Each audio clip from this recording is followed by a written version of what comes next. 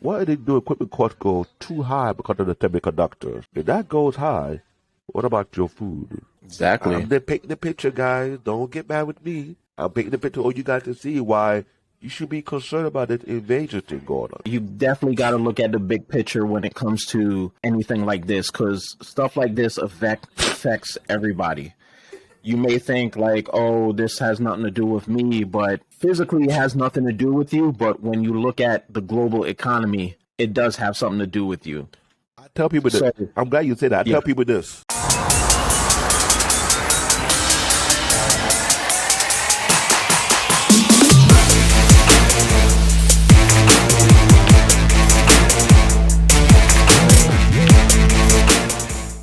All right, folks, welcome once again to the SMB Corner podcast. My name is Marvin Smith, and got my tech buddy Elia with me back again. And we're talking about, today we had to switch up the subject a little bit because I wanted to interview a hacker today, but things that's going on in the news, I decided to switch it up to something different, talk about Russia's invasion of the Ukraine. I wanted to get deep into it, find out what's going on, what's the big issue behind it, how it affects the economy basically, and how it affects everybody globally. So before the whole thing happened, maybe 2 weeks before the first missile was fired, the Ukraine's government was hit with a cyber attack, and I'm thinking to myself, what was the reason for that? What was the thought process behind that? Were they trying to retrieve something, keep the Ukraine from communicating with the outside world? And what was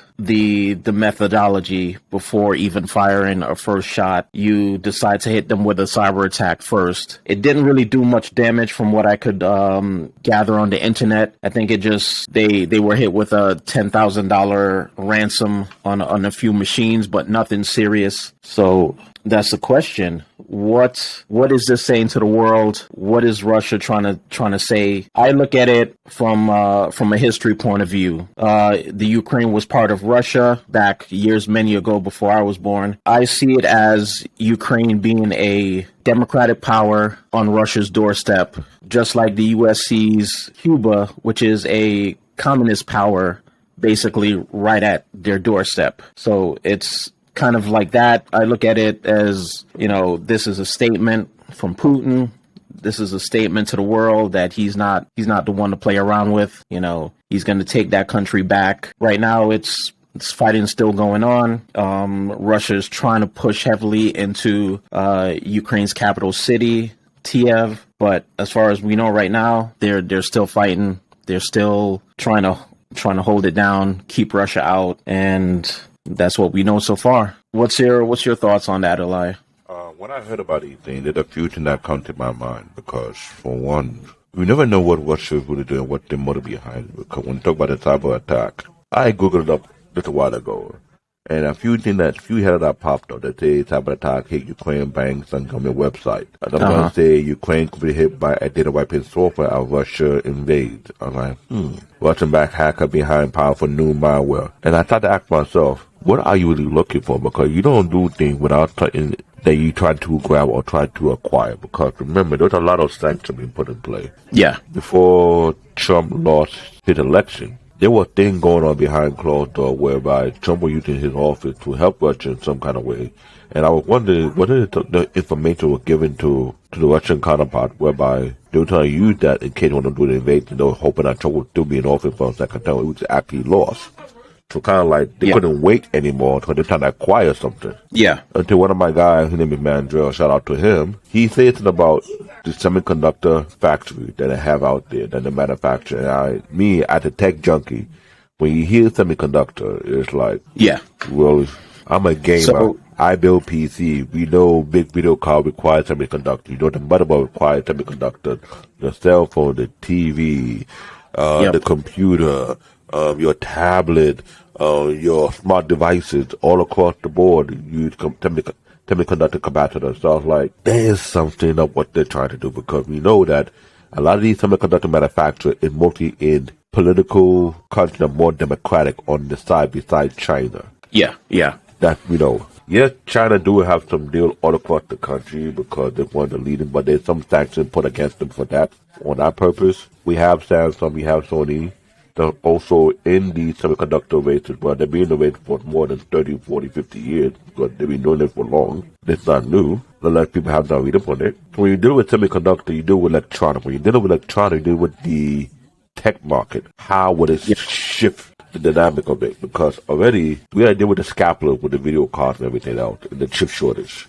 That's one thing. Now, when you deal with manufacturing being taken over by dictatorship, then it spells trouble to market price. How would the cost of electronic and devices will be affected by it? And it was something I came across my mind when I heard Joe tell us on our podcast. And I was like, nah, that's not gonna be looking good. But he did say that Amazon, if you were to come trying to build your own factory, yeah, you would have built your own factory. When would it come on? 2024, 2025? That's 3 years for. By that time, it already got hit already. You could have started that thing back in the 90s. Why outsource the job? This is something I've been talking about in the United States. Yeah. This country needed to be the most productive country in the world back then. Exactly. It went from being the most productive country to the most consuming country. So when you consume too damn much, you're not producing anything, you put yourself in harm's way. So you can't get mad if your allies get taken over the factory that will affect your market. You need to prepare for yourself for that. Now you get yourself prepared, like, why wait till the last minute? Yeah, I think one thing we got to look at is, like, within any electronics in general, semiconductors are pretty much, the backbone. Semiconductors, then you got to think about, rare earth minerals, which China controls majority of the rare earth minerals. They got a stockpile on that. So now that you're saying that this semiconductor factory is there, that could definitely be another reason why he wants to take over the Ukraine. He wants to make it part of Russia again, because when you control the manufacturing for important tech components, then you could basically raise the price and you can control the market. So that's something to look at. Yeah, but when you mentioned China on top of the minerals, I was like, hold up. I said, let me get this correct. When you say minerals, but why China in Africa for that? That's exactly another thing to think about, Because I do have connection with people in higher places that I talk to whenever I get the chance to, or whenever they're free to have a conversation with me. And I try to pick their brain to see what is the landscape of what's going on out there. Because there's one big YouTuber named Waterby. He goes across all Africa, showcasing the great wonder of what's going on in Africa. It's not no shithole country like people want to call it as it is, but it's not. But he also knows that there's some African country where China tried to put some predatory loans out there for them to use for development. Exactly. Knowing that the company don't have the type of economy to pay them back, but in return to control some of their mineral resource land that produce these minerals so they can harvest it. So I was like, yo, I know Africa is nothing but a huge bank of minerals and resources. Real talk. Exactly. So for China to throw all that loans all across Africa, and people didn't catch. I was telling one conversation yesterday on the chat room that, what about the United States debt? But China already dumped it during the 2012 election. No one caught on to it. Like, this is why I say people don't read. Yeah. I mean, in today's society of social media, sound bites, clips, the average person's not going to try to read and dissect information. They're going to wait for it to be kind of just thrown in their face. So, I mean, it is true. China's there in Africa, getting the rare earth minerals. You have all this abundance materials there, but the thing with Africa is that they don't have the proper mining and extraction process to get these rare earth minerals. Now, from what I've read a while back, they're basically stockpiling all these rare earth minerals. They don't want to flood the market because that's going to bring the price down. So they just want to hold on to it because they know as technology becomes more and more, hardware becomes smaller and smaller, there's going to be a need for these rare earth minerals, and they could basically charge as much as they want just for, these coltan. I could go on as far as names, but they're pretty much, that's their process. That's what they're trying to do. They're basically trying to stockpile it so they could charge money on it. I don't know what's going to go on with Russia invading Ukraine. Maybe they'll take over the capital city, maybe not. But I keep hearing in the news that the U.S. is hitting them with sanctions. I think between two superpowers, sanctions can't really do anything. That's the problem. We know Russia has a stockpile of oil. Russia has their own stockpile of goods.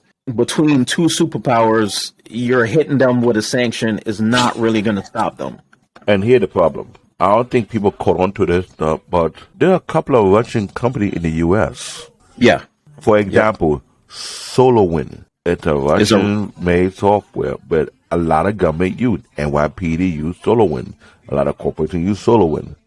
Yeah, a lot of interesting. Yeah, a lot of Russian-based internet security software that in the mix that people are using. Yeah.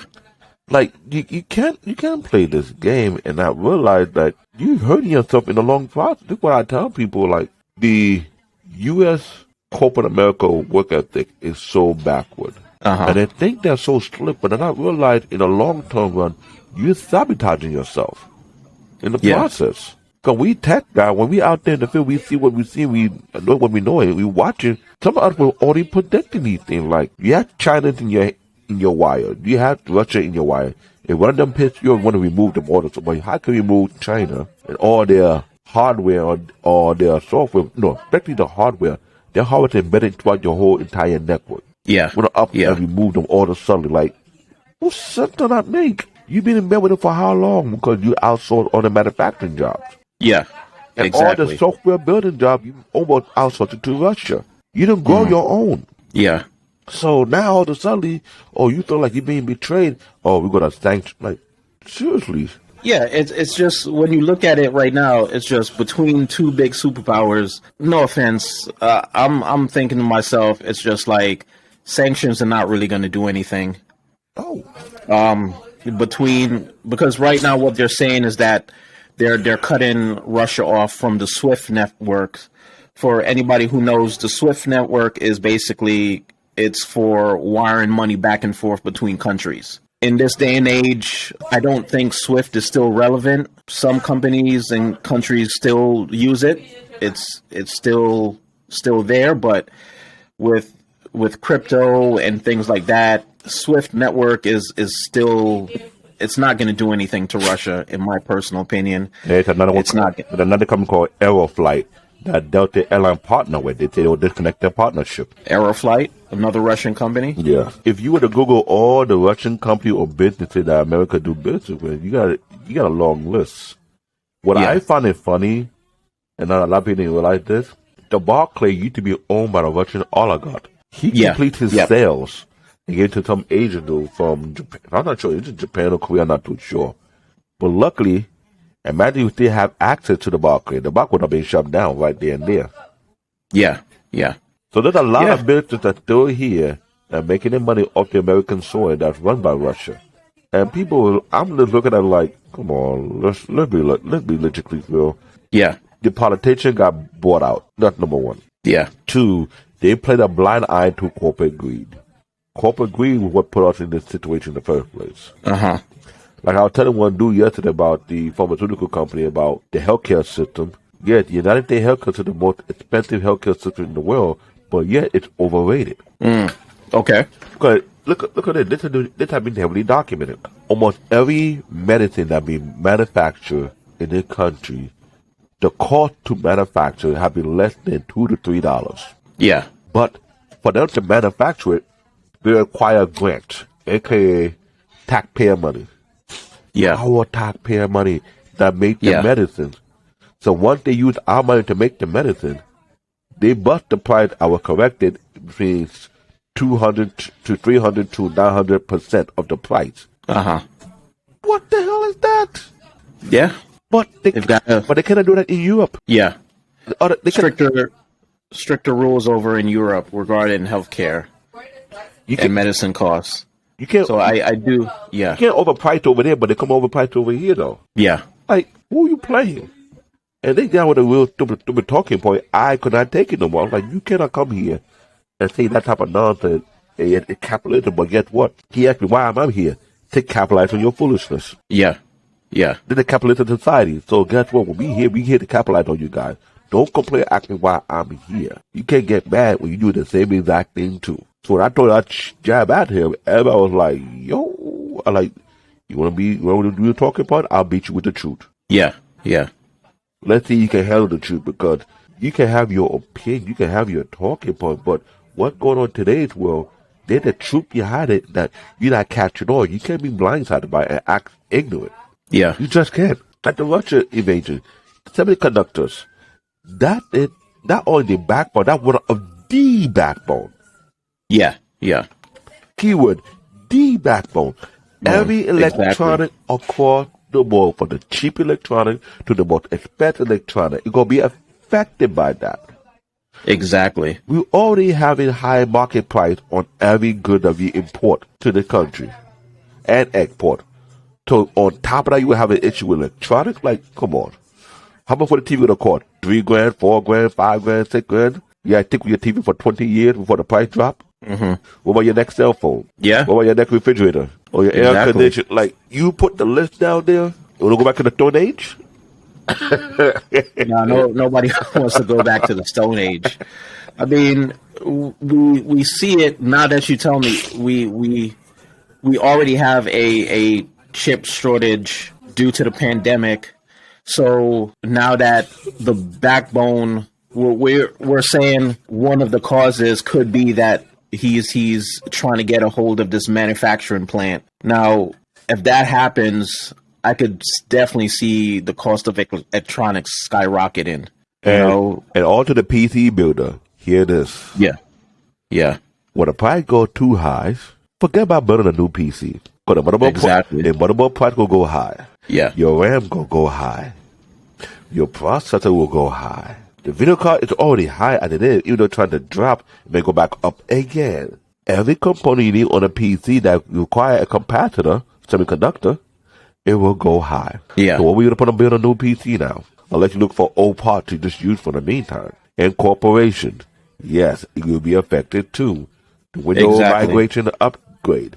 You're going to Windows 11. You'll need a new PC. All these names come without busting their price. They say, sir, I know we had a backdoor deal here, XYZ, but this thing hurt us. We didn't make our money back, so we charge you extra. I know you don't like it, but what can we do? Yeah. You supported Russia in your backdoor business. Now they screwed us over, so we need to make our money back. So, and I say all companies do that, but look at the big picture. Yeah. Look what happened with corporate greed. It get out of hand. When it get out of hand, who get affected? The consumers. Exactly. Definitely. Of course. Unless you go off the grid, then I say, hey, all power to you. You ain't worried about it. But everybody who's not off the grid would think don't have the time to be off the grid. Yeah. I mean, I definitely respect people who are truly off the grid, but I can't do it. I can't do it. I mean, yes, you could have your own, solar panels on your house and things like that, but I still need the internet. I need to be wired in. I can't be completely off the. And then a few YouTubers just showcase their life doing it for the past few years. I was like, it's doable. Yeah, it's doable, but I can't do it. It's not that you can't do it. The type of society we're in right now, it's almost impossible to pull it off for a long time. You can do it for a couple of years. That is great. But after a while, you got to ask yourself this question: how long you'll keep on pushing it? Exactly. Yeah. In the U.S., they try to prevent people from going off the grid. Mm-hmm. You can have your own land, technically speaking. It's not really your own land. You just, you pay for it. It still belongs to the government. And if I try to go off the grid, they tell them put some sanction on you or try to take your own land from you. Unless you leave the country and you're out there and you show them how to do it, and if we really feel like this is something going to save them money, they'll join you and do it as well. That's the big difference.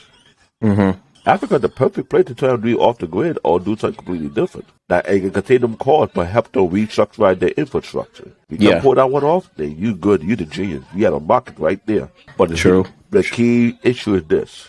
In Africa right now, some African countries are winding up right now. Ghana is in the forefront. They're stopping people from coming to their country, taking the mineral resources, taking our to refine it. They said, no, not happening ever again.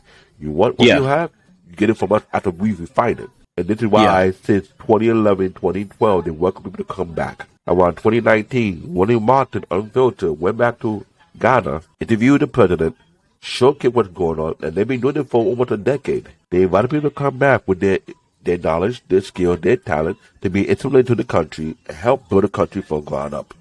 They're doing an excellent job, but it's not a fast process, but they're getting it. They're trying to actually more people to come. But you're skilled. If I could, and they want to offer me a job or want me to train the student in IT and they'll pay me well, oh yeah, I'll pack up and leave. Get a nice big house. Teach the people the basics of PC and everything, and dental to the next level. Yeah. And what I would do when you train people to be proper technicians, you better market that compete with the U.S. Exactly. Yeah. They've been trying to do that for a long while. A lot of people don't catch on to it. My thing is right now that it's not only Ghana, there's other African countries looking for that type of resources. The thing is black folks can look at it this way. Say, you know what? If I'm a teacher, I can teach people. If I'm a plumber, I can do this. I can teach them better technology on how to do plumbing, and we can do something bigger and better. This is the perfect opportunity. Yeah. It's a sell pitch. Bring your skills and your talent and your knowledge over there and see what you can make out of it. Yeah. Believe me, that is the perfect opportunity for anybody who have been fighting out here to make a foothold in this society, in your skill trade. Take your skill trade over there and see how far you can go with it. You'll be surprised. Yeah, you could definitely go far when you have when you're fully mastered your skills, your trade that you use to make money in America. You could definitely go far. But the question is just, will you or do you want to do it? That's the thing. That's a good question, because I actually joke about that. Imagine somebody would take their trucking business to Africa, and we train them how to go about the trucking business and show them the protocol how to be efficient with it. Yeah. Imagine how much money can be generated between multiple African countries and they do business together. Yeah. If you work in a refinery factory out here in the U.S. and other countries, take that knowledge over there. Show them how to get it done the proper way to be more efficient, more effective. You'll be surprised how far you will go with it. Yeah. Not only you create so much job over there, a lot of folks are saying, I need to go back to my country and join the movement. Like, there's no point to be over here. I told this thing to my uncle years ago. If you have a smart leader, what you could have done is this. You could have create a sponsorship, send people outside the world to get their education in multiple countries, get their degree, of course, build their experience.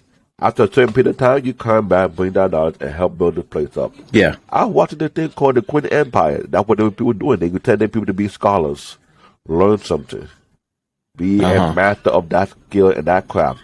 Come back, utilize it, and see how far you can go with it. If a lot of the Africans were doing that, you know what would happen 10 years later? What it would look like? It would be a completely switch. So I'm not too surprised. So this Ukraine invasion, I'm just watching each and every day, hearing the news, but I said, let me read the articles. Let me see what is really what they're looking for, what they're trying to grab beside these semiconductor factories. There may be something else that we overlook. Because, when it comes to the invasion in modern time, it's something they're looking for and they're lacking. Yeah.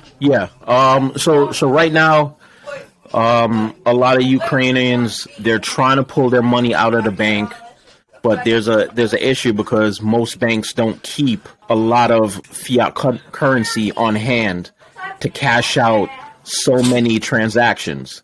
So right now there's a bottleneck with the banks. And again, this is where, crypto comes in. Crypto is free. But again, it's interesting looking at this, like why he started moving his troops into the borders, but why he chose now to invade. There has to be more behind it. So that's the question right now that I'm asking. When you mentioned that semiconductor factory, that opened my eyes. So yeah, it looks like there's more to it than that, and who knows who's going to try to uncover it. Well, let's be real. There's a lot of embargo that being placed on Russia already before this, and the economy got hurt by it. Their currency is not doing well, but there's something else that they're trying to recover, because the past few years, a lot of Russian oligarchs start to slowly pull their business out to a degree because a lot of investigations have been going around trying to see who connected with Vladimir Putin, who doing that with the invasion in the U.S. Not invasion, but I call it invasion because, for one, they implanted their cell group, a.k.a. Donald Trump. He was giving out information what he's not supposed to do. And I was telling people, you gotta look at the Constitution. If you don't understand the law of this land, and you won't be naive, you be surprised. This man broke a lot of severe laws that it's not no walk in the park law. Yeah. And if you've been around lawyers, you have been around lawyers. You can tell, you can see their facial, but when they see what the guy doing in the office, they're like, I don't know how we doing that. They might come back and haunt you right now because this is not no CEO. I'll just say what I wanted to say. They'll believe me and they'll brush it off. They know I'm gonna hold me. Yeah. I got the best bank, I got the best food, I got the best thing. It's me, Donald Trump. Don't believe them, believe me. Believe what I tell you. Don't believe what they say. Yeah. Come on, like that's not gonna work. Yeah. Because I understand there's laws on the books that don't want to tamper on because they know that if you step on this, you doomed. Yeah. Snowden. Why think Snowden left the U.S.? He understands the laws on the land, what he did. He understands the repercussion behind it. Now, Trump did something much bigger than him, so I don't think he understands what he did, but if someone catch on to it and then trace the dots and connect them all together, what would happen to his family? Yeah, that's a good question. It's a very touchy subject because not everybody watching it with a discerned eye and see this is the game they're playing, but not everybody's seeing it. When my family, I'm a byproduct of my polygamy family back in my country, and these people have high places in society. But when you observe people who have political pull and what they do, you start to understand the matrix behind it, why they do what they do. So when you come back here and see how the government work, you can start to understand, like, I don't think that was the wise move to make. He made a bad chess move. I was telling people the biggest mistake Trump ever did was run for office. That's his biggest mistake. Even though he was correct back in 1989 about how he would win the office, he was true. He was right about that. But the fact that he put himself in that predicament is like saying, now you enter the realm whereby you can't really protect yourself anymore. So even as president, he doesn't have the power to, even as former president, he didn't have the power to protect himself. Interesting. Understand the law of the land. When you are a private citizen, you're a private citizen. There's some law that will protect you as a private citizen. Yeah. When you get into public office, you just open your door for everybody to pry into your life. To look at everything that you have done in the past, whatever connection you have, they can trace it down to the end. So, the shady character of Donald Trump had a lot of skeleton in the closet that go back 20, 30, 40 years. Yeah. The moment you enter public office, you think they want to, you open the door for them to go behind your back and look into your closet and see what you're dibbling and dabbling. Yeah.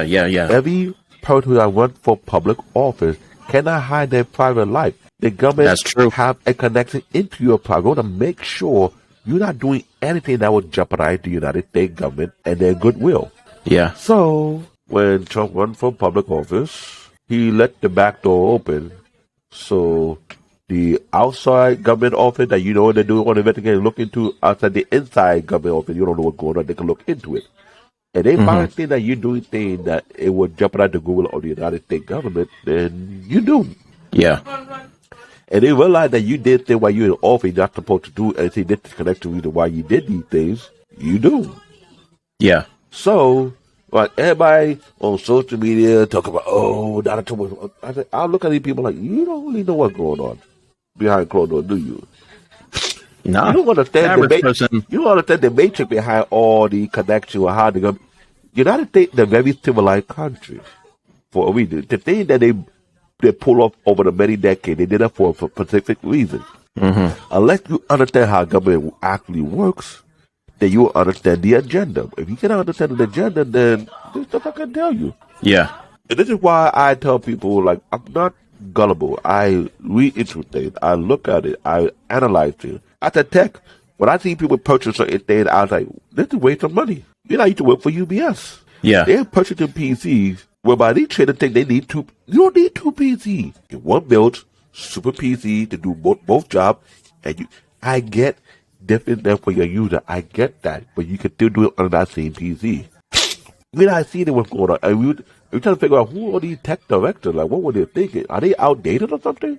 Oh, of course, of course. Majority of IT management, their mindset, they have an outdated mindset. They don't understand that technology is evolving without them, and they still stuck in that what I call the 1990 mindset. Bingo. Exactly. Bingo. So, You broke it down as I want you to break it down, because when you're not working at UBS and it's either nonsense, I was observing, I was like, yeah, this for real. I called Peter to the side. I said, Peter, tell me what you see here. Peter was like, are you for real? I said, yeah, tell me what you see here. He said, this don't make no, I said, of course it don't make no sense. I'm thinking the same, I told you, it don't even mean I'm looking at it that way. And when you're a real tech and you in master your craft, you got to catch on to certain things that just stands out, and you scratching your head like, what the hell is this? yeah. And as you work in the corporate realm longer, you got to catch. It's like, oh man, they're just playing this game. No one catching on. They playing the okie doke on a lot of people. They could have done things better. Like for me, I got nothing against the cloud service. I got nothing against it. Yeah, that's the next technology. But I ask this question: what about the infrastructure? How the infrastructure of this country is? Can it support it? Well, most data centers are on the East Coast and West Coast. Nothing. There are data centers like up north towards Canada that way, but nothing towards Midwest. Not that I know of. I'm sure there are probably one or two. They call them probably exchange centers or whatever. But there are no major. All the major data centers are on the East Coast and West Coast. Texas, Pennsylvania, LA, Nevada, out there. Those are where the major data centers are. Nothing too major is in inland, Midwest, nothing like that. Actually, you mentioned that when Verizon was going to fiber optic, how long it took them to remove all the cable, replace all the cable for fiber optic all across the country? How long that project was? Oh, I think what, like a 5-year project? With a 5-7 year project, right? Yeah, I remember out in ITT Tech during that time. Verizon came to my school in King of Prussia, Pennsylvania, and looked to hire students to join that project. Yeah. So it was a long-term project. Cable splicing, it was being done all across. They need all hands on deck because it was a long-term project. So imagine that it took them that 7 years just to lay the groundwork all across the country for the fiber optic. Yeah. Now, and they're still not even done, to be honest. They're still not even done. So imagine that part. And the country infrastructure is crumbling already as we speak. Yeah. So with a crumbling infrastructure across the country, and you try and go to the next gen of technology, how are you going to support the next gen of technology with a crumbling infrastructure? True. I'm being logical here. I'm a tactician. I caught it out. When you watch a lot of Japanese, Chinese programs, you think like a tactician. You try to see the big picture. You start to calculate like, you're not making any sense right now. You pushing the cart before the horse. I look at the infrastructure of this nation, and I'm like, something don't make no sense. We pushing next gen technology, but all across the board, our infrastructure is crumbling to the point it's not supporting the next gen technology. Look at Google with that Stasiac cloud gaming service. Why did it go too far? Why they shut it down? Because not everybody has the right amount of bandwidth. Like, infrastructure. Say it again. You said right amount of bandwidth. So for you have the right amount of bandwidth, what is needed? Exactly. Cables, fiber, all that. So data centers too. But the thing about the infrastructure is this should have been tackled years ago. Years ago. You mean decade ago? Decade ago. This should have been money should have been allocated towards this decades ago. Yeah, but Joe Biden signed a bill for that just recently. Yeah, just recently. And to be honest, I mean, just for that, the amount of money that they signed for infrastructure, it's extremely underbid. You can't do anything with that. I'm glad you said that. Say it again. It's extremely under what? It's extremely underbid. So, like the total amount he signed, that's just gonna crack maybe one third of the whole infrastructure. You still have parts of rural America that still use dial-up. That's not on a. Hold on. You say dial-up. Now, to everybody who understand it, What age did dial-up came out from? What year did dial-up come out? Now I say age. What age? It's school for What? people. When dial-up first came to existence, what age were we in at that time? Oh, I was still in my teens when when I knew what dial-up was. I was a teenager. That's like over 2-3 decades ago. Exactly. So Exactly. when you have part of the country on old technology that's completely obsolete, Yeah. and you trying to branch out these new technology, tell me how that's gonna work. Hey, I mean, I don't know. Companies, those companies that are still running dial-up, like dial-up is still needed for certain things, but when it comes to home service, no, you don't need dial-up. Dial-up is extremely outdated. Even though for certain things, dial-up is not as good as fiber optic, which is highly needed to replace dial-up completely. But the fact Uh-huh. that your infrastructure cannot support the fiber optic, but only can support dial-up, that means that you on an outdated technology. Yeah. I'm not sure what carrier shut down their 3G network to not support the old device. Yeah, people using old devices on 3G network. And one of the carriers Yeah. shut it down. Yeah, I just heard about this. I don't know if it's Verizon or if Verizon is in the progress of shutting down their 3G network. Either Verizon or AT&T, one of those two. Because you don't really need now certain technologies don't really need 3G anymore. You know, everybody talks about like the IoT or whatever. You could still use 3G with that, but there's not a lot of IoT devices. So when you shut down no type of infrastructure, you have to shut it down, unplug it, unroot it, and make space. Am I correct? yeah. I did data wipes jobs whereby I got to remove old server. I did it for Bank of America, Merrill Lynch. When you got to shut down these old servers, you got to pull them out, inventory. It's a long process. You data wiping these servers, make sure that no data on it. After you've done that, you pull out all the drives. We inventory the drives. Make sure you have it on a spreadsheet. We inventory the rack. You put them on a pallet. You got to make sure you proper check before you wrap them up and you ship them out. So imagine all these old technology you got to remove to make space for new technology. How long the process going to be?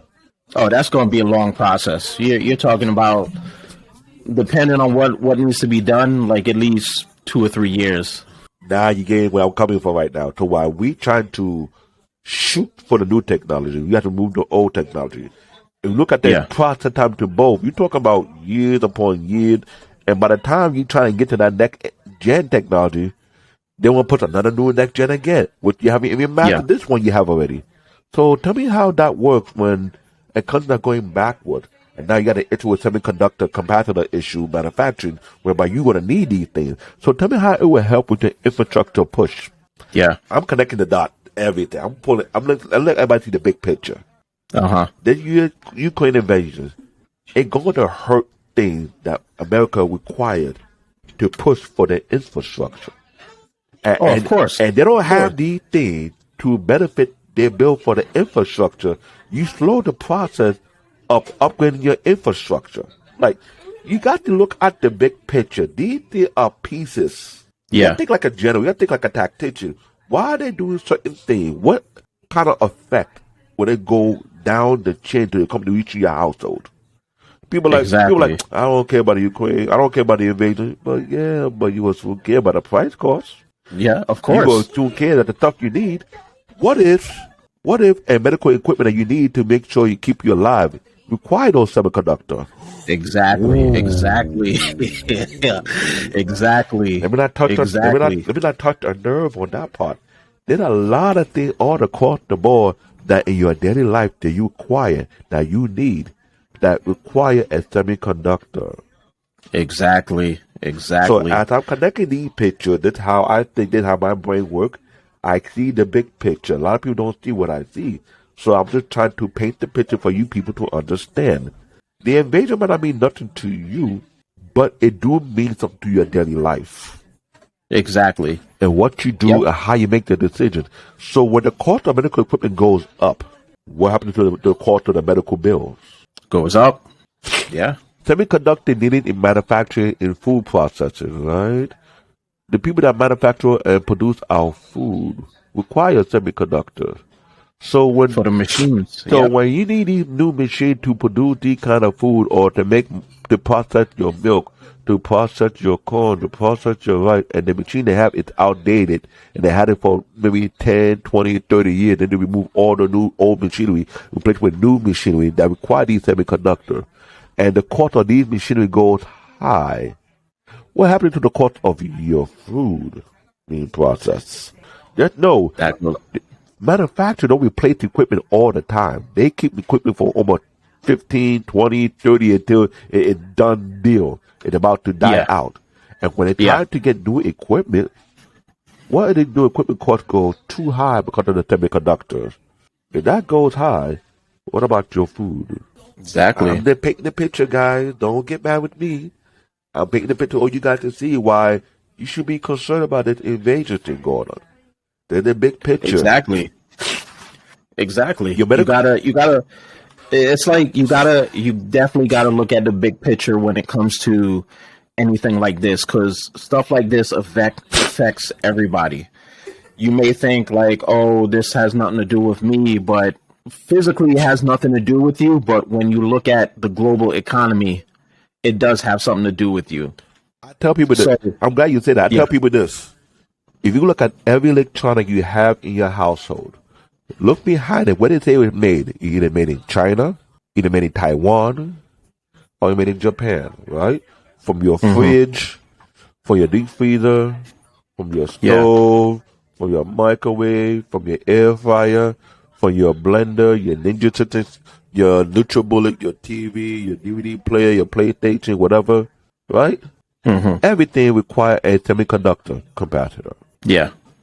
It's going to affect your livelihood. So, not only that, all the equipment in the hospital, in the banks, in every place you go to, the register, semiconductor.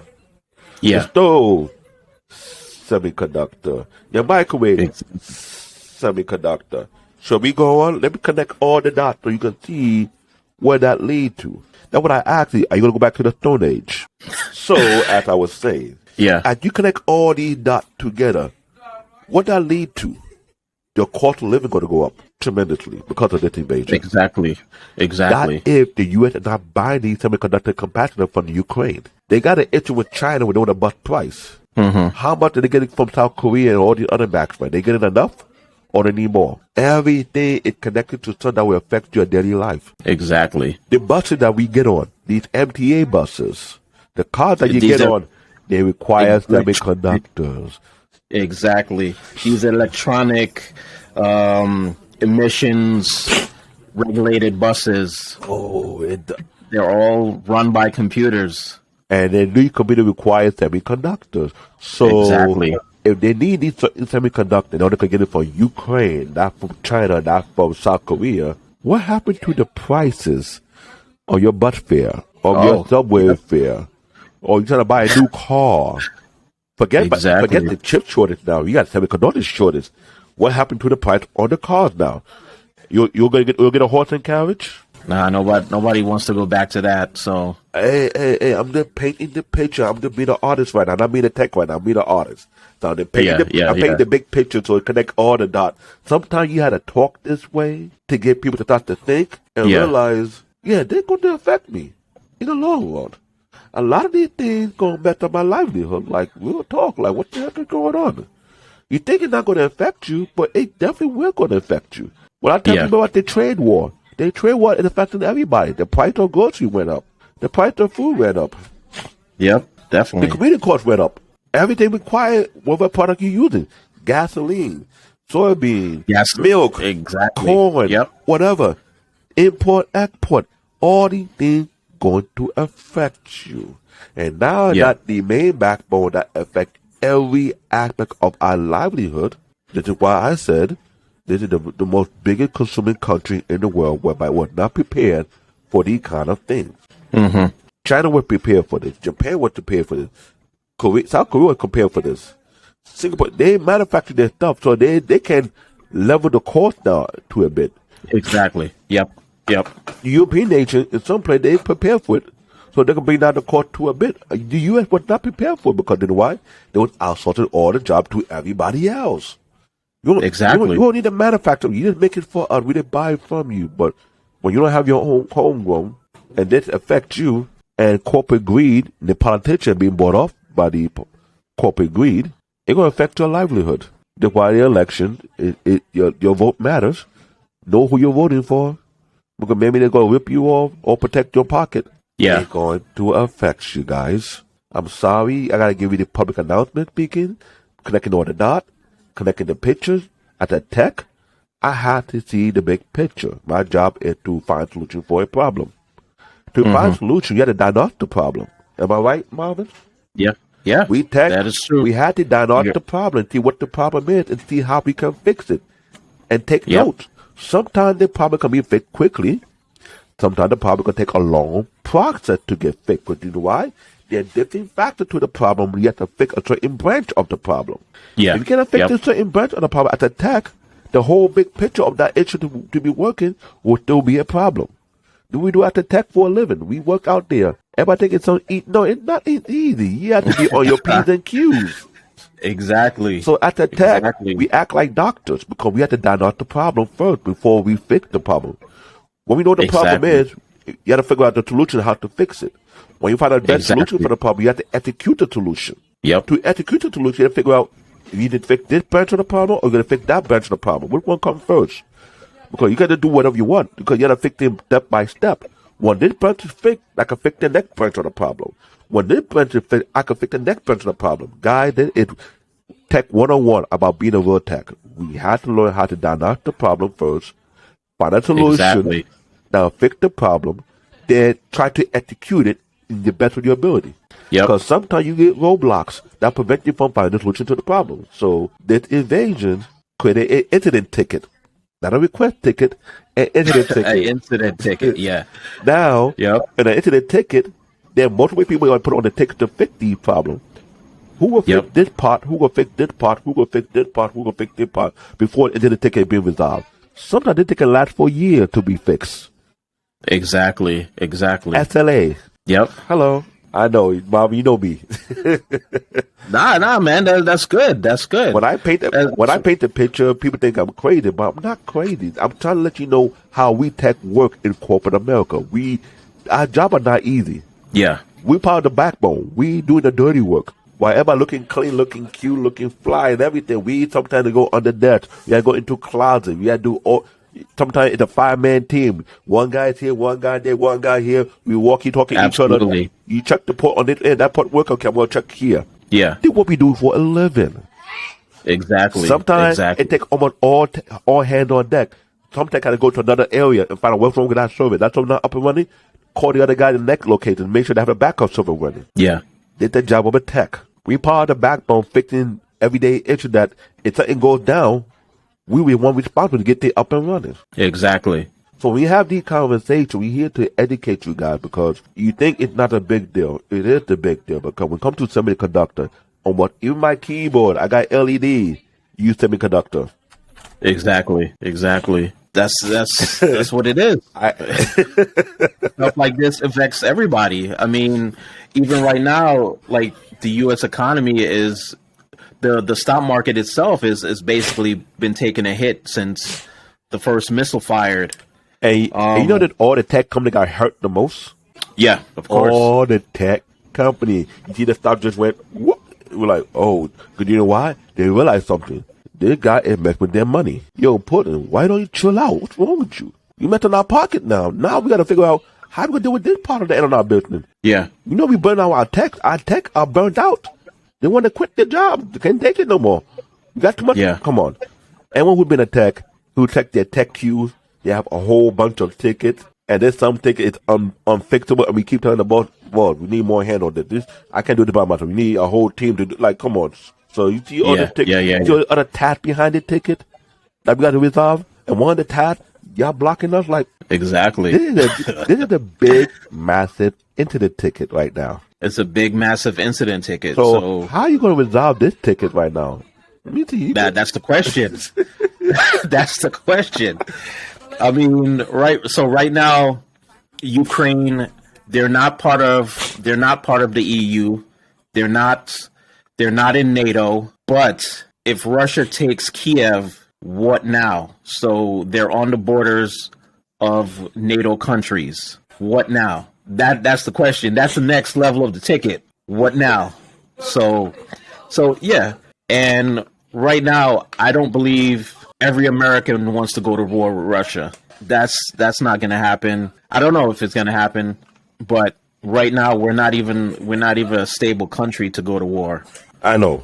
Trust me, not ready to go to war. Yeah, we're not even ready. And that's what I was talking about, because as I was painting the picture for everybody to understand, to see the big picture. And I know a lot of people will be feeling kind of hurt right now, because as I connect all the dots all across the board, they're not realizing, they're going to affect your livelihood, because they're to the internet ticket that not even your economy can fix it for you. Mm-hmm. Or you have to tighten your pocket. It's not going to help you fix the problem, because you can't stop them from busting the price to make up for the loss. Yeah. You can't. Yeah. You just can't. And it's not like they'll go back to all these old electronic and start pulling out capacitors. Let's be real. No. Not every capacitor is recyclable. Hello. Exactly. That is true. So, that is true. Different voltage, different range. You can't redo the whole thing, because once that thing is done, it's done. Mm-hmm. If you recycle it, you recycle it for something else, but it's not going to be what you think it is. Yeah. But this is where people need to comprehend the building block of how your society is being built on. That's true. That is true.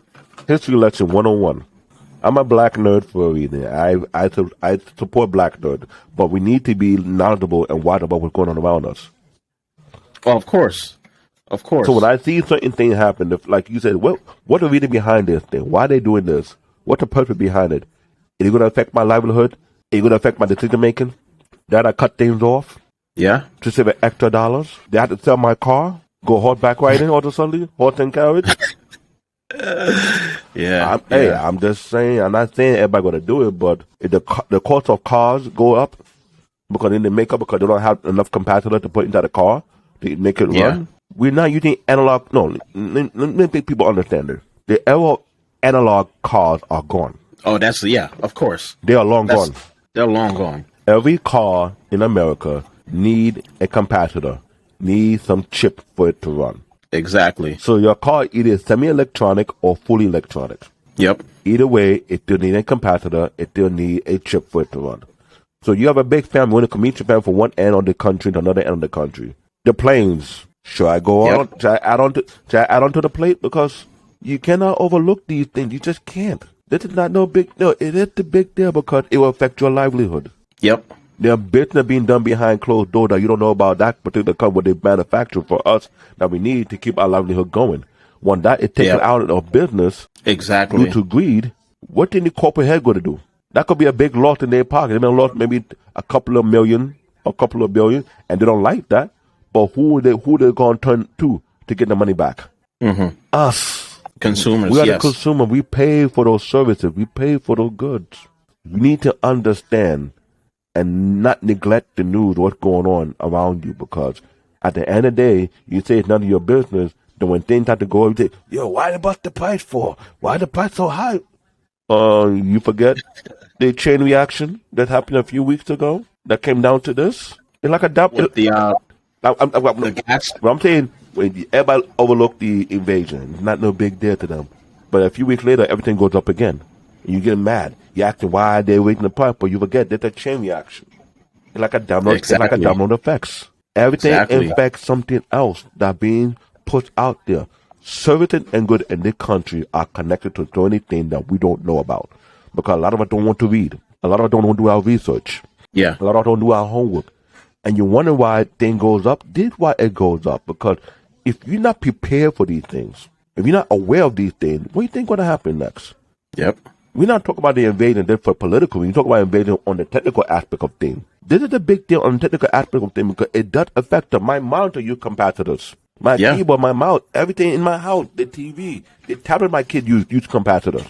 The router for your internet uses capacitors. The network router back at the cable service uses capacitors. So your smartwatch use capacitor. Like, come on, smartwatch uses capacitors.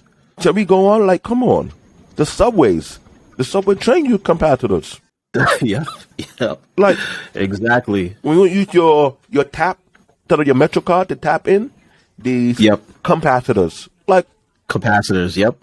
what did they bust the pipe for the subway because of that? Do anybody really understand the big pictures? Like really, like this invasion gonna mess up everybody's livelihood all across the board, either you like it or you don't. Yeah. So right now we're just sitting watching. We're hoping that Russia gets pushed back, but if they don't get pushed back and they take Kiev, then I don't know. The question is, who's gonna solve this big incident ticket?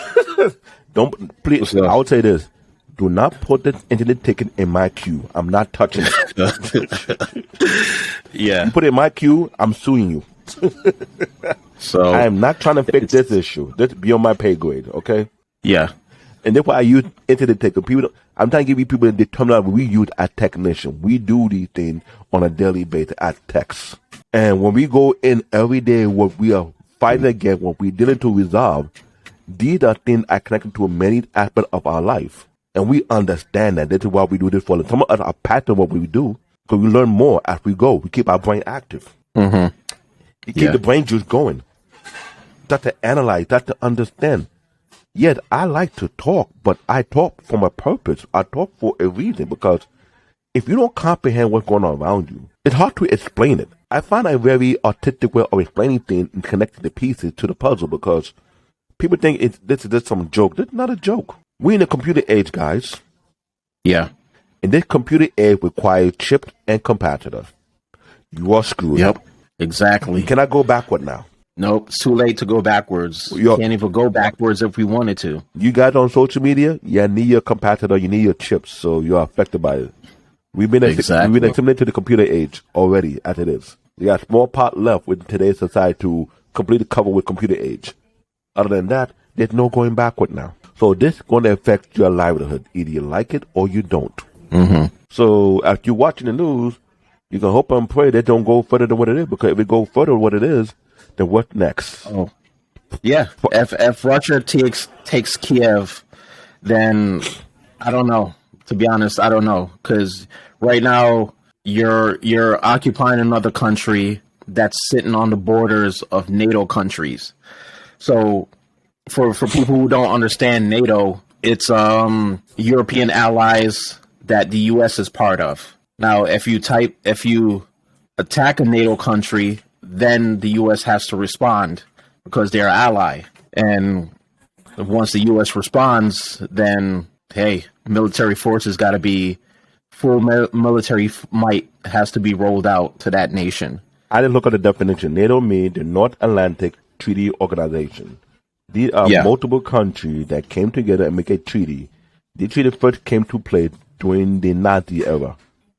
Yeah. When Germany was a Nazi and they were talking about ruling the whole world, NATO came together to fight back against that. Yep. So that's one of the origins of NATO, to keep the world intact and control the chaos to a T. Because all across the board, everybody want peace. They don't want no They don't want no madman going bonker in his head. Oh, I want to rule the whole world with an iron fist. No, we don't want you. We don't need you. Like, hello. Nah, that's not good for the economy right now. Right now, every nation is so intertwined with each other as far as goods and trades. Nobody wants to see another World War III.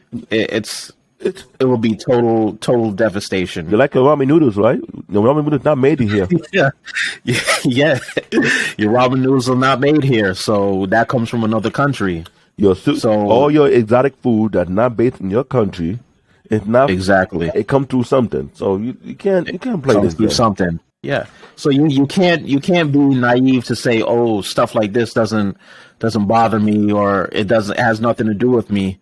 Like, countries are so intertwined, trade and goods. What? It's like having something like this is just bad for the global economy. Even African countries understand the significance behind it, and they say dude, we don't need this headache right now. Like, go to bed and sleep. What's wrong with you? Yeah. I had a guy was saying, this guy need a girl. He need a girlfriend or something. Maybe that's why he's acting the way he's acting. I was like, he need a whole lot of girlfriend to calm him down, because this right now is no regular thing. But the question that you got to keep asking yourself is like why now? Why? What's the significant importance? Like you're willing to go to war with other nation states just to occupy this one sovereign country. I could think of one thing. Maybe they lost the Winter Olympic. Oh, they didn't get a lot of gold medal. They got caught in a lot of scandals and kind of like pissed them off. Maybe.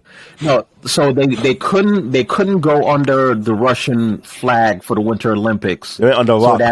ROC, ROC.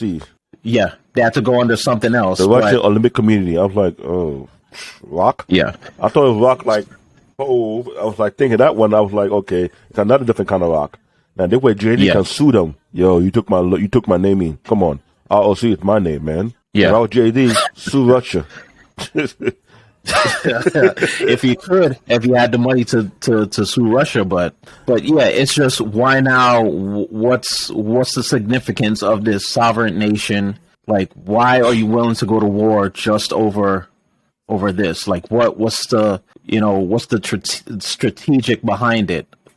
So, but this is not good for the economy. And that's what I tell people: you cannot be naive. Yeah, we're not in the age that you have to pull it to be naive. Everything that's going on around us, you have to pay close attention. When you pay close attention, you need to understand which are these politicians protecting your best interests, or they're playing you for a fool. Mm-hmm. That's what I've been saying for 20 years. We black folk, we don't take our vote very serious. Oh, no, we don't. And you think it's no big deal, but guess what? Everything connected. When you don't vote in the right person into office, they allow these corporations to get away with these things because they're not being held accountable for.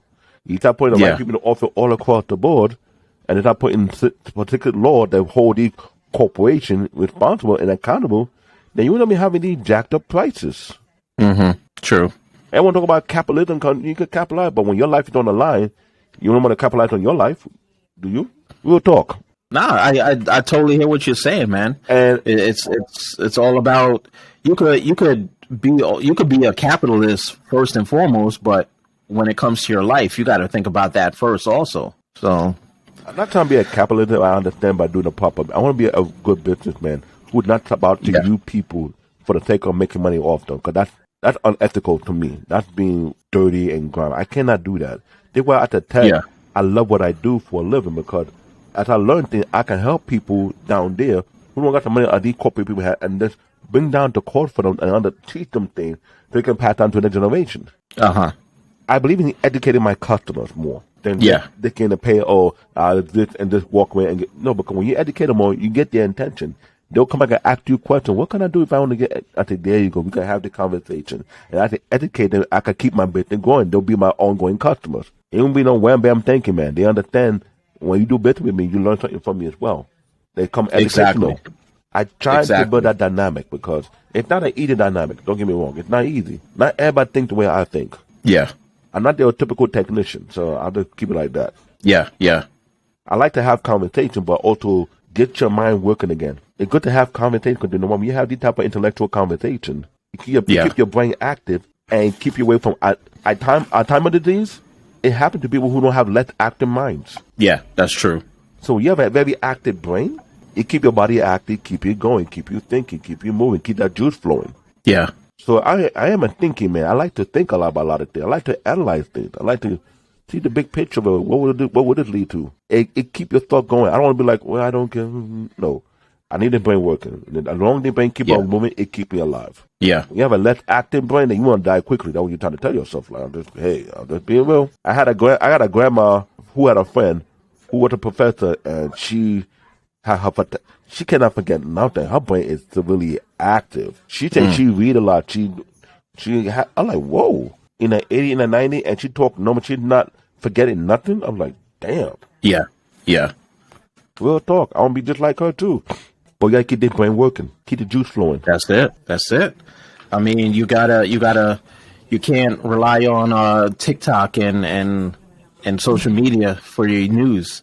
You gotta get your news from other sources now. I said this. I support all of my for 3 Encounters. I pay $50 a year every year. This man is building his news network to a level of integrity. And as he's growing his news network, he's hiring people, he's hiring staff workers. He showed his one control center. I was like, man, I wish he reached out to want to build a nice PC for him. If he give me the business, yeah, let him build you a multi-app PC that will support your network. If it's liquid cool or air cool, how you want, I got you. Build you a beast. So you come back to me the next time, I can build you another beast. Yeah. Hey, I want that business too. I build PCs.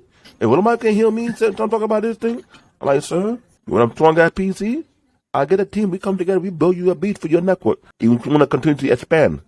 You want to build a server for you? We can build your data server. Get a big computer case. What we want to do, we here. Support black business. Hey, we here. It's what it is. Yeah. So I like to be part of something big that is growing. Yeah. The way I support William Martin Unfiltered. Some people don't understand. William Martin not popular. He's a journalist. My uncle was a journalist. Okay, and I know what a real journalist look like and feel like. Yeah, and walk like and act like. When I watched my uncle in Nigeria when he was a journalist and the way he carried himself with integrity, I thought that was William Martin. Other people would want to say what they want to say. I like, no, you don't watch him every day. If you watch him every day, then you understand what I'm talking about.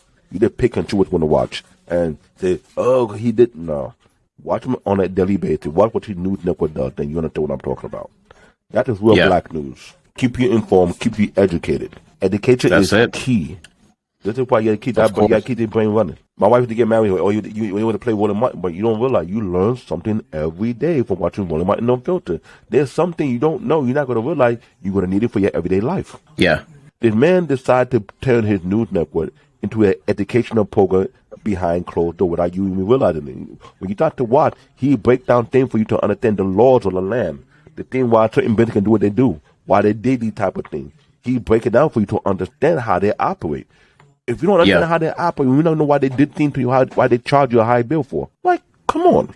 No one want to do their homework these days. Everybody think they know everything to social media. Social media job is to keep you dumbed down. Keyword. I am exposing the truth. Social media is out there for one purpose and one purpose only, to dumb down society. Once they accomplish that, they make the money off you. Real talk. Yeah. I used to work for a social media company back in the yesteryear, collarclub.com. That'll be another conversation to get to break it down. I used to work with them. And when they had their brand, but social media is built from that platform, that infrastructure, how it works, and you like for something much bigger than what it is. As long as they dumb society and people not catching on to it, they made their money off you. They're controlling you. They're playing you for a fool. And you don't get it because, you know why?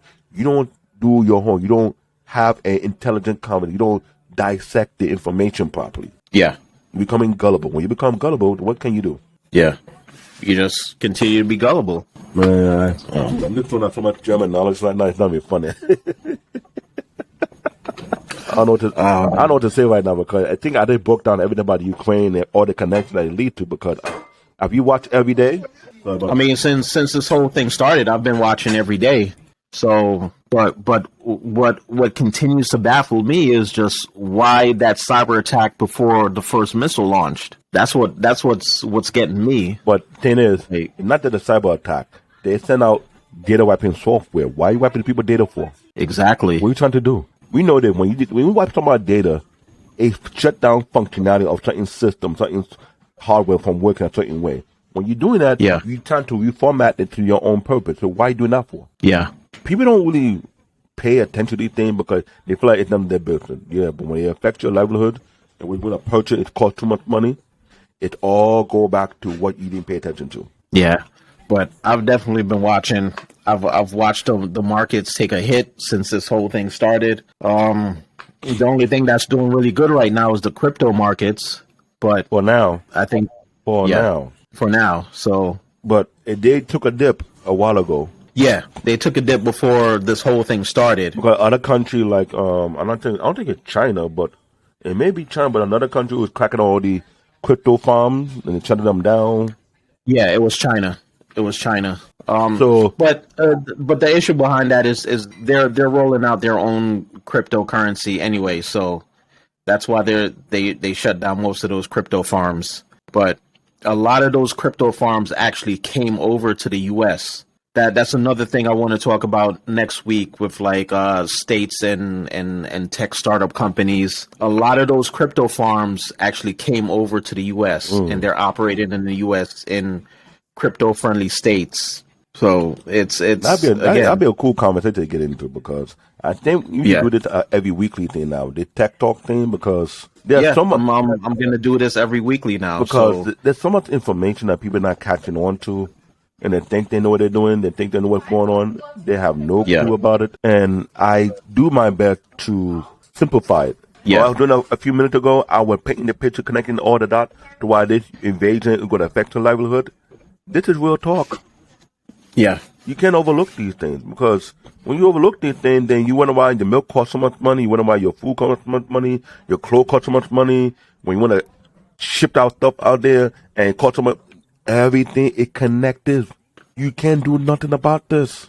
Goods and services and trade are so interwoven into our society, into every country's society right now. It's like you just don't even understand how interwoven is that it's connected. It's like a wave or string getting pulled in different direction. If you pull one string the wrong way, every other thing get affected by it. Until people understand that concept, then you realize certain things are happening for a reason. That's why I tell America, they need to get back into producing things. Not trying to be a consumer country. The more you continue to consume, the more debt you acquire.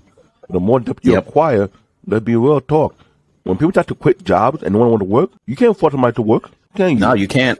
You can't force somebody to work. And you make it hard on us, because already at Tex, they're compounding our job. They're compounding our titles. They want to do 3 different sets of job that 1 or 2 men would be with our skill set, while the other is not in our skill set, and expect to learn on the fly. That's called burnout. Yeah, the IT industry has been doing that since what I want to say early 2000s. Yes, maybe late 1990, 98, early 2000s. Early 2000s, where like one technician has to take on multiple roles, because it's you look at it as it's a good thing and a bad thing. One, if you become good at that new set of skills, your pay goes up. But the downside is you actually closer to being burnt out now. IT burnout is real. It's real. Like I've seen it. I've seen people go through it. That's one of the things like that I really dislike about this industry is like people pile on so much work onto one person where that person gets burnt out. That's definitely getting it. I want to do a definite show about that. Yeah, we need to talk about it, because I know a young guy. Burnout. I know a young guy. He's younger than me, in Antilla. The guy was so bored from the level of stress he got. I thought the guy was older than me. He got a bald head from the stress built up on all the type of workload on him. I was like, wait, they stretch that to your hair fall out? Yeah. You see my hair right here? While I'm doing all this, I'm letting people know I'm in my 40s. I'm loving my hair. Full blown hair. I ain't got no bald spot. Yeah, look at my hair. There's no bald spot in my hair. I got full blown hair. Yeah. I ain't letting nobody stretch me out to the point where I start to lose hair. That is crazy. But IT burnout is legitimately real. It's real. It's real as hell. And it's not a good thing. There are people that couldn't take it no more, and they quit IT altogether. I'm not gonna do it. I'll do another different type of trade. Like IT is the only field. Like when it comes to IT and companies, like companies will give certain professions sabbaticals, but they won't give IT professionals the ability to take time off, because it's just not part of. It's not part of the whole dynamics. Like we need more time off than anybody else, because the level of thinking and work we've got to do is 10 times greater than anybody else. When you're an IT tech, you're thinking like a damn computer, your damn self. Yeah. Your mind is too connected to your work to the point whereby even though you finish it on a Friday, you're still thinking about that same issue all the way to Monday.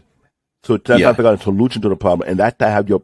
That's why I say, it keeps your brain active. But some people cannot take that level of stress. Nope. It leads to severe mental health. Yep. Some people break down and just lose it. This is real. This is real talk.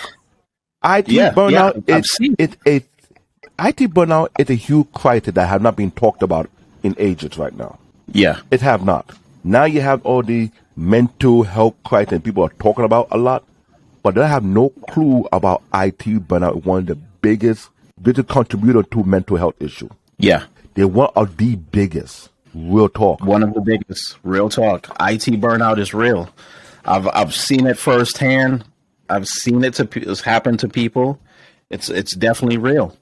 But next episode, what we're going to talk about is we got to talk about New York City not being the city for tech startups and tech companies. Nah, man. New York City it's not what it used to be. I caught it out more than a decade ago. Yeah. Remember I told you about all this when we were working at UBS? Yeah. I caught it out. It's not meant for this. This is the financial headquarters. They cannot be the tech headquarters. Yeah. This is not for tech companies. It's not there's no resources here. If you're a financial company, then New York City is for you. But if you're a tech company, New York City is not for you. All right, folks, that's it. We'll be back next week. We're doing this on a weekly basis. So please like, share, and subscribe. Elia, where can they find you? I got my YouTube channel called The Canadian Born Nigerian. You'll find me on YouTube. I know I got one in the video. I need to find me a video editor to help me out with my page. But either way, it's fine. I'm trying to get the audience because even though besides tech, I talk about other topics as well. But tech, I'm so deep in this thing, I can talk for days, for weeks, for months, break things down for people to understand because it's needed. We need to educate our people more what's really going on in behind closed door because they think it's so no, it's not no fancy dandy. It's not something simple like you think it is. There's too many moving pieces and parts in this. This is why we do this for a living. And physically speaking, you need to have the physical strength to do this type of job because you can't come out the tech being lanky and weak. I'm telling you guys. Yeah. You see some of the heavy equipment I had to pull out? Yeah, I know, man. I know. I was there on those projects too. Come on. So why they don't call me Black Hawk in that project? We were working together. I was like, server rack, 800 pound worth of PC in an iron caddy. I gotta pull like these happen for real. Yeah, man. Yeah, I remember those days pulling out a Cisco unit, dude. Yeah, that's going to be for another episode. Let me not spit out. We will hold it for the next episode because, man, we got a lot to share for these folks. We got a lot to talk about. We got a lot, man. We got a lot. So you can find me on my YouTube page, NxusCloud Inc., Twitter, NxusCloud Inc., Instagram, NxusCloud Inc. If you're looking for IT consultation, you could email me at info@NxusCloud. I'll get back to you and like, share, and subscribe. We're coming with more stuff, more stories, and we're giving you the real. All right. I'm looking for a video editor for my YouTube channel. You know what I mean? We did try to start something big, you know what I mean? But I want to be able to impact people in a bigger scale. But we try to little by little because we need a type of conversation to have. And you want people who understand when you come in with a join the panel, let us know. Give us your story. Let us hear what you went through in your arena at the tech, so we can bring awareness what's going on. Because once you can educate the masses, they people understand how our career is really, really important. It's no joke. Yeah. And maybe we can change the price for how they're paying us. You never know. Oh, of course. All right, folks. We'll be back next week.